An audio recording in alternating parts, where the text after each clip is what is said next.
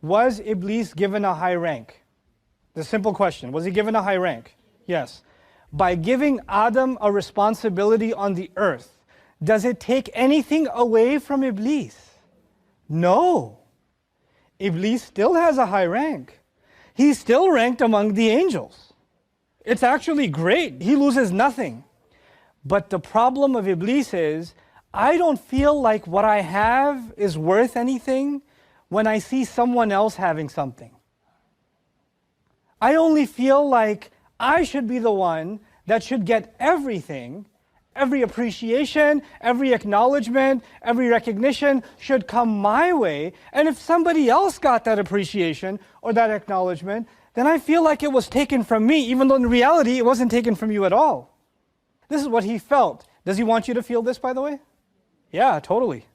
Sometimes they have masjid fundraisers. The most fun thing you can ever go to is a masjid fundraiser, right? Eat before you go to a masjid fundraiser, because they won't give you food until they get your money, right? That's what they do. And at the end of the masjid fundraiser, they want to thank all the board and the volunteers.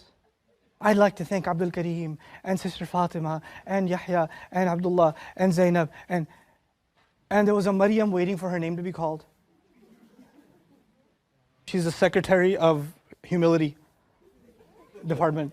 So she's waiting for her, and they call all these people's names, and she forgot to mention whose name.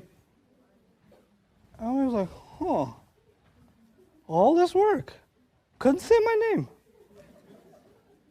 I'm the one who made the handout. I made my name font size 18 on purpose and bold. I know you missed it on purpose. He wants you to feel like somebody else getting recognized is taking something away from you.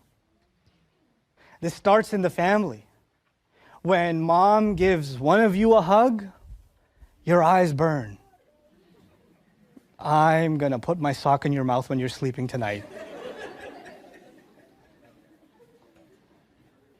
Why didn't I get that same look? I'll give you a real example. One of your kids has been telling you he's done his homework, he's done his homework, he's done his homework. He didn't do any homework for the whole week. Teacher said he hasn't done any homework. And he's been lying to you the whole week. The other kid got a 90 on their math test. One of them comes to you, he says, can I have some ice cream? Yeah, you earned it. Give me a hug. Get some ice cream. The other one says, can I have some ice cream? No, you need to think about what you just did. And how about you do these extra homework math problems and you never let your teacher hear disappointment again, because that was pretty bad. And you lied to me on top of that. And this kid who got a little bit of a scolding says, wow, they get ice cream and I get this? Mom loves them, doesn't love me. Dad loves them, doesn't love me. But actually both of those are acts of love, aren't they? Because you can't just give ice cream to kids that are lying. You can't just encourage them when they're doing the wrong thing. They need tough love, isn't it? So you can't treat everybody the same way.